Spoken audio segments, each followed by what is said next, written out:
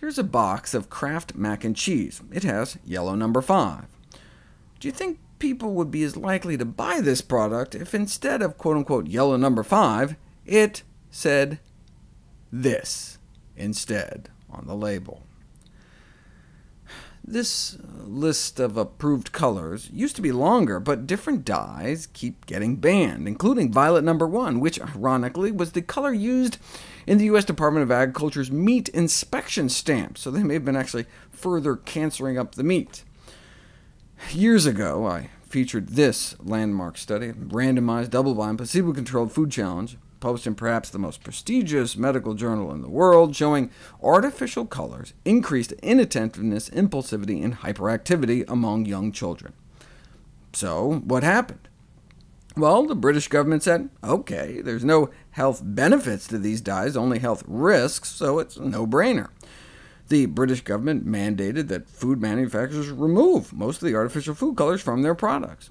In fact, the whole European Union said, fine, you want to continue to use these dyes? Then you have to put a warning label stating, look, may have an adverse effect on activity and attention in children.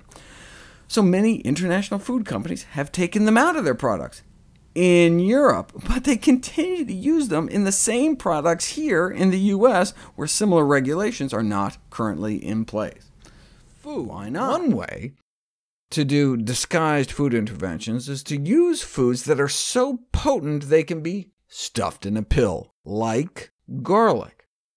There had been various studies on the effects of garlic in rats, and as a potential antidote for lead intoxication distributed among different mouse organs, but who eats mouse organs? This animal study had some direct human relevance, though, the effect of garlic on lead contents in chicken tissues. To explore the possible uses of garlic to clean up lead contents in chickens, which, like all of us on planet Earth, have been exposed to lead pollution, in hopes we can minimize the hazard of lead-polluted chicken meat. And it worked! Feeding garlic to chickens reduces lead levels in the edible mass of the chicken by up to 75% or more.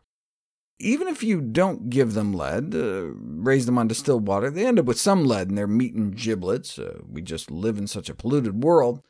But actively feed them lead for a week, and the levels get really high. But give them the same amount of lead with a little garlic added, give them some garlicky lead, and much less lead accumulates in their bodies.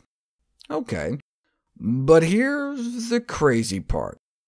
Same amount of lead, but this time you wait a week, and then give the garlic, and it worked even better. The value of garlic in reducing lead concentrations was more pronounced when given afterwards, after the lead was stopped, after the lead had already built up in the tissues. More of or less of, and why. How to shop for, prepare, cook, enjoy healthy, delicious foods. Not just nutrition facts, not biochemistry, but food. We are living in a food environment that fails to support our health. Taking back the control over our food preparation is essential to our long-term well-being. By examining our eating behaviors and learning the skills we need to reclaim responsibility for what's in our food, we can celebrate the foods that will protect us